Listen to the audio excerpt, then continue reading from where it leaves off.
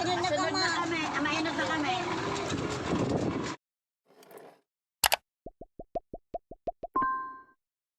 So ayan, ngayon nga ni po ay may lakad kami. Syempre wala naman kaming ibang pupuntahan kundi Karakanan. Para nga ni hindi kami maligaw, itong punong to ang palatandaan namin. Parang puno ng niyog pero hindi yan niyog.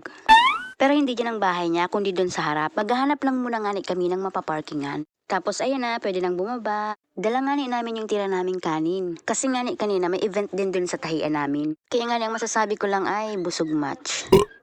Bago nga kami pumasok ay hinintay muna namin yung mga kasamahan namin. Sabay-sabay na nga kami papasok kasi nakakahiya. Baka maraming bisita. At eto nga pagpasok namin ay ang arty-arty. Mangga yung kang headband mo. Dalawa mo sa tahiya. Nagwaman ko kaya, Bani. Dalawa mo sa agas. Iya. Nakaka-extra yan nga ba? Lagos po. Halina po, maglalafang po tayo dito. At habang naghihintay nga tayo mag-serve ng pagkain, ayan, kaway-kaway muna tayo mga beshi ko. Paano nga niya? Ayan pala po. Caroling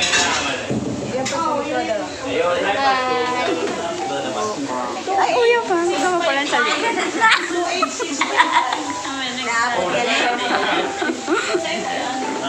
Di ko na nga pala na-videohan yung exciting part, yung Karakanan. Kasi nga nabisi na nga kami magsubo. Alam mo yun, abala sa pagkain.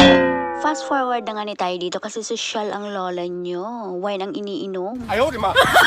Kaya nga daw wine ang iniinom nila kasi good for the heart. Kaya dapat lamang daw na ubusin to, wag magtitira. Kasi malaking sayang, mahal to.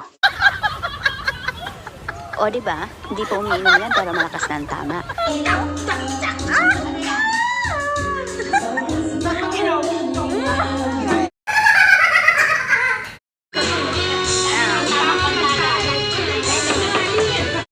Ay, ang tagal nga ni daw po magtagay, nauuhaw na siya.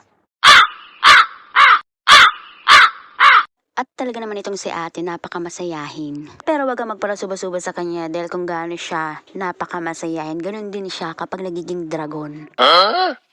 Char lang guys, mabait yan si ate, mukha lang maldita.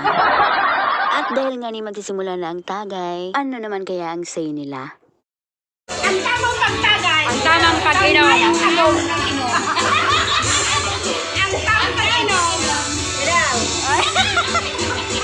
Dala, ang sarap maningguran. Ay, ang sarap buran. Ang tamang pagtagay. Up. Ang tamang pagtagay. Oh, up. Ika naman. Siya man, paano ang pagtagay? Bulong yan, te. Bunyan ko lang rin araman. Bulong na yan. Ay, di. Bulong sa malungkot. Kasi, matutulog kapag hindi ka.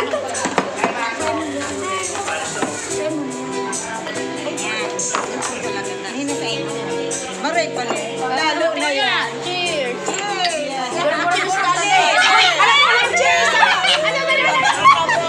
Sa kuya ice cream. Ay, ang tamang pag-inom. Ice cream. Ay mo na mayanin. At dahil nga ni mapait pala ito, nilagyan nila ng ice cream, my God. Pwede pala yun.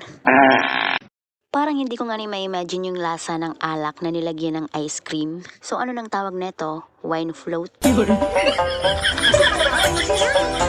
Namit ka yan. Tamay arog ka yan.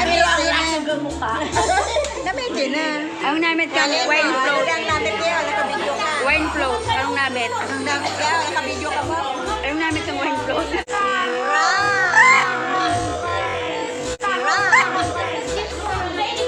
Sabi. Wala ko bulong sa ano. Ang tamang pag-inom. Oh, si Piling-Piling. Pait sana. Lalo na tada ko yan. Ang salaman. Kada ice cream. Ay, salam.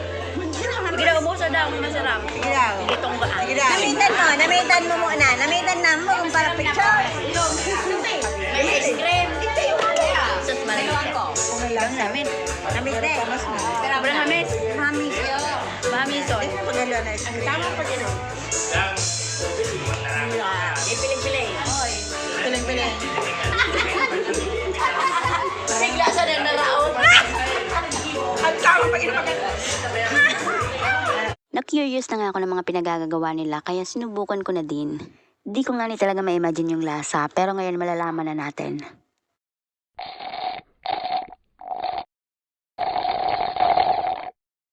OMG!